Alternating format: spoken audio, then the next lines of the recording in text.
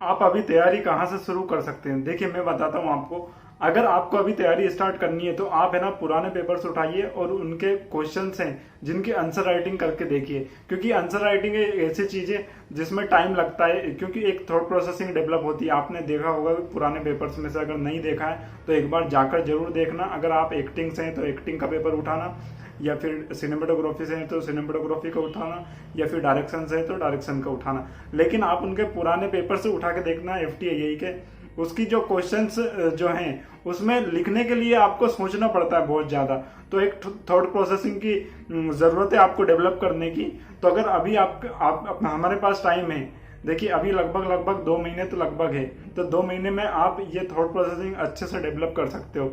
इसका टाइम बाद में नहीं मिलेगा। आप सोचोगे मैं 1 महीने या 15 दिन में ऐसा कर लूंगा, तो ये पॉसिबल नहीं है। आपको लिखने की कला आपको आनी चाहिए। अगर आप हिंदी मीडियम से हो या इंग्लिश मीडियम से हो, अगर आप अच्छा नहीं लिखोगे तो नंबर अच्छे नहीं मिलेंगे। मैंने खुद ने ये गलती करी थी। मैंने 2019 में जब एग्जाम दिया था तब मैंने अच्छे से लिख के नहीं आया था, मेरा हिंदी मीडियम था, लेकिन मुझे पता नहीं था कि किस तरह से लिखना है और क्या लिखना है, तो इसलिए मेरा सिलेक्शन भी नहीं हुआ था उस साल।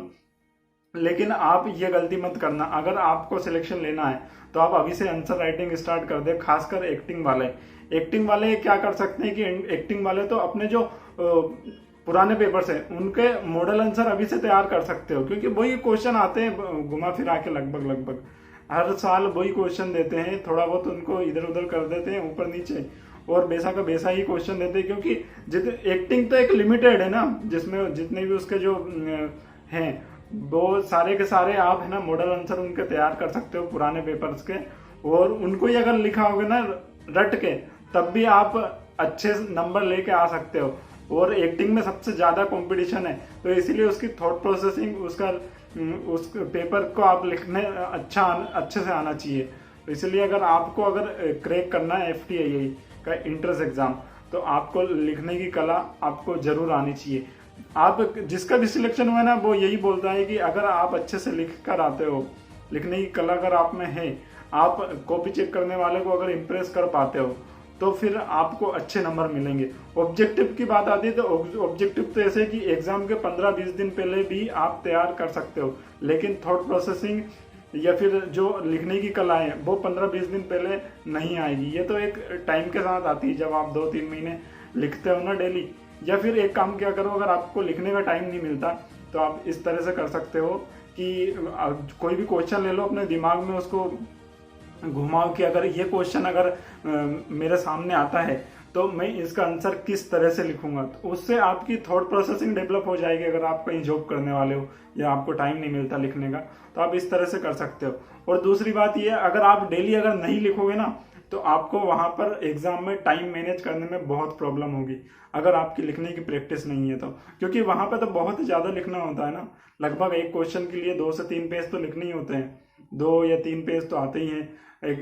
आजकल तो एक स्पेस देने लगे हैं जिसमें कि आप इतने में ही लिखकर वो आंसर पूरा करें।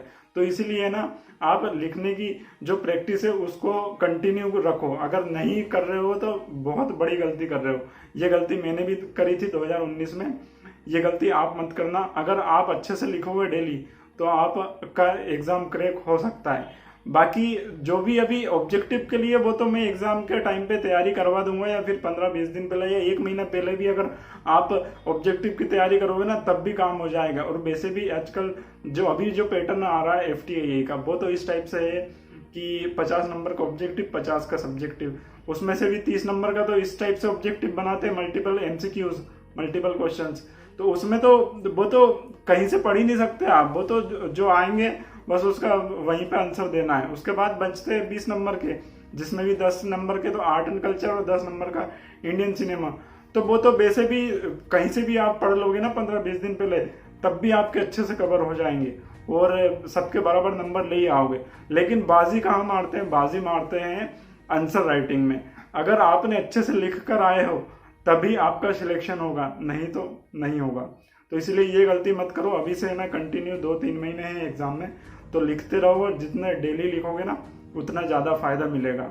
और अगर कोई क्वेश्चन है आपका तो बिल्कुल मुझे कमेंट कर सकते हो, या फिर मुझे इंस्टाग्राम पे क्वेश्चन पूछ सकते हो। तो आप इंस्टाग्राम पर जरूर फॉलो कर लेना अगर मुझे नहीं किया है तो, और टेलीग्राम पे ज्वाइन कर लो हमारी जो चैनल है उसको, और चैनल को सब्सक्राइब, वीडियो को लाइक